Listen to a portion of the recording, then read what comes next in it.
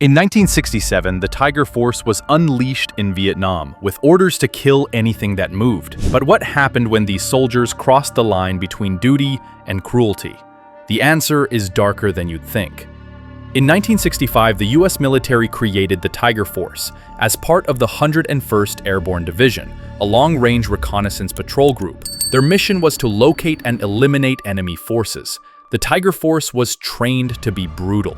With small groups of soldiers, they were given minimal supervision, allowed to conduct missions with a freedom that would soon lead them down a very dark path. Their main objective? To act quickly, clear areas of the enemy, and take no prisoners.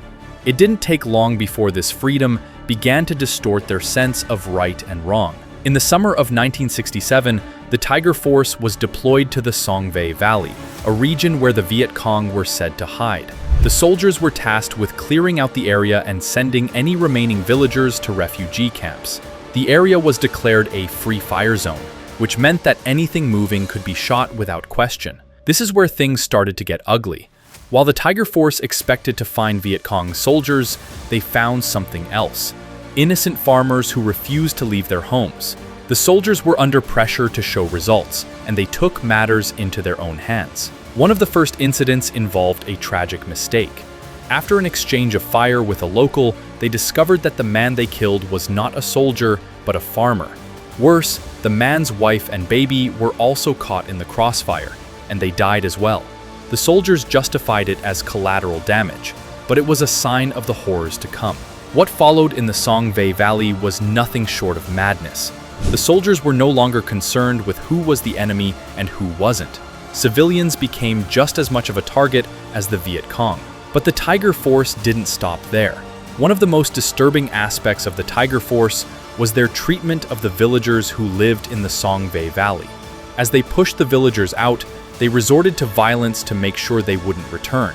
In some cases, the soldiers set fire to entire villages. Private Sam Ybarra, one of the soldiers, found enjoyment in these burnings, watching as the huts and homes were consumed by flames. For Ybarra, the violence didn't stop there. One day, while searching a house, Ybarra found a man hiding under a table. The man was unarmed and posed no threat, but that didn't matter. Ybarra dragged him outside, beat him badly, and then, without any provocation, slit his throat. No one stopped him. No one reported him. This was just the beginning of the atrocities the Tiger Force would commit. As if things weren't dark enough, some of the soldiers turned to alcohol to deal with the constant stress. Drunken patrols became common, and this only added to the danger. One night, Lieutenant James Hawkins and several others went on patrol while under the influence.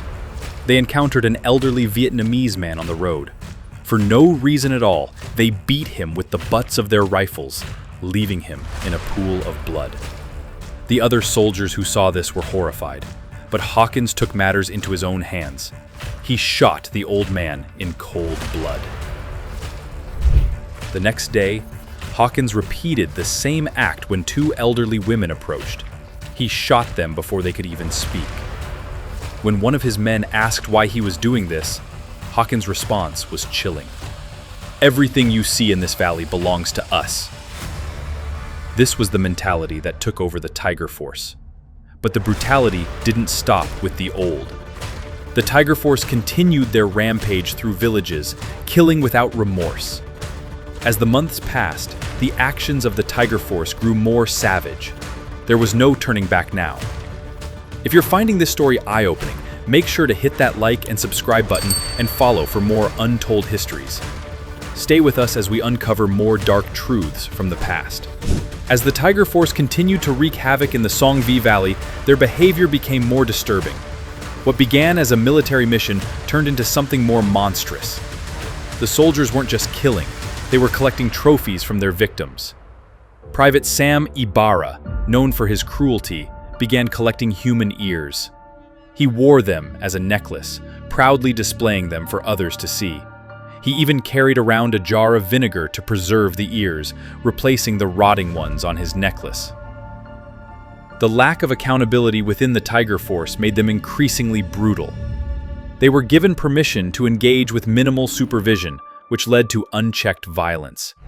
Reports from survivors and fellow soldiers revealed horrifying details about their actions. The brutality wasn't just limited to combat situations. Entire villages were destroyed, and innocent lives were taken without hesitation. This dark chapter wasn't just about the atrocities themselves, but the culture that enabled them to occur, raising serious questions about the military's oversight and responsibility during the Vietnam War. The sickening habit of collecting body parts as trophies wasn't unique to Ibarra.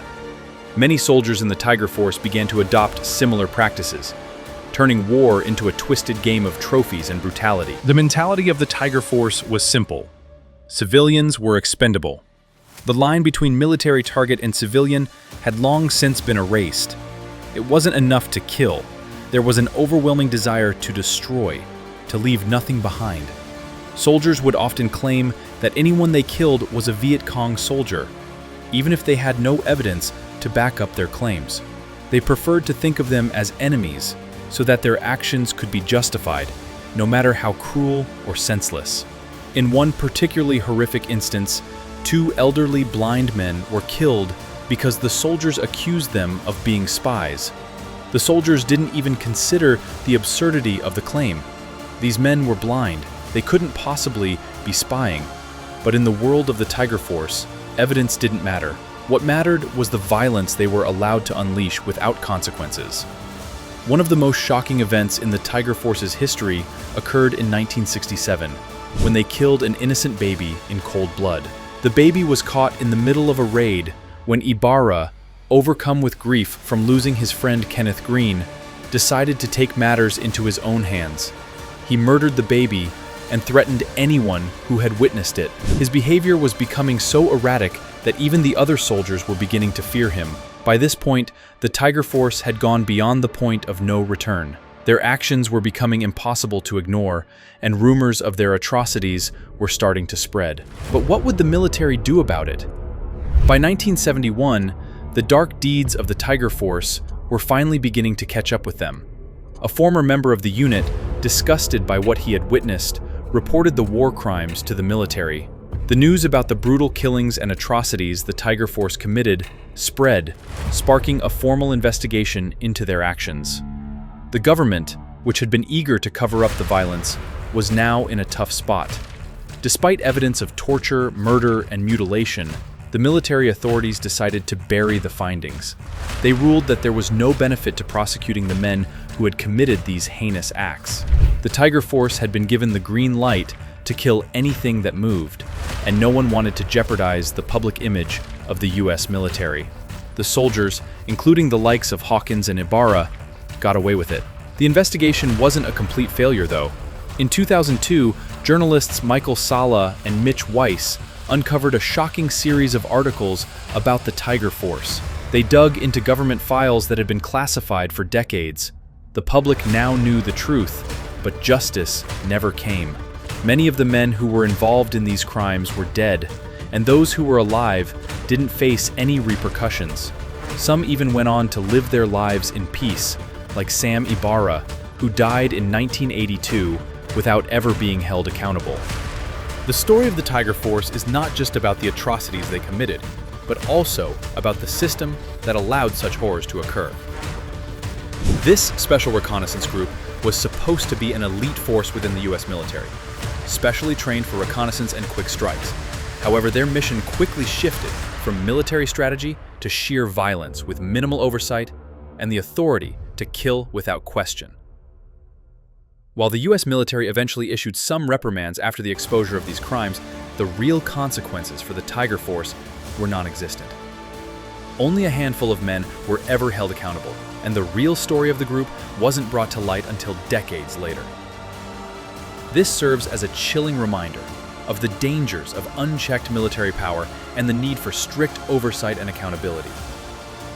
The Tiger Force remains one of the darkest chapters of the Vietnam War.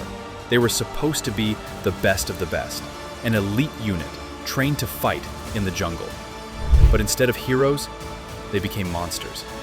Their actions were driven by unchecked power, fear, and hatred, and they left behind a legacy of terror and shame. It's a reminder that when soldiers are given too much freedom with no accountability, they can easily slip into darkness.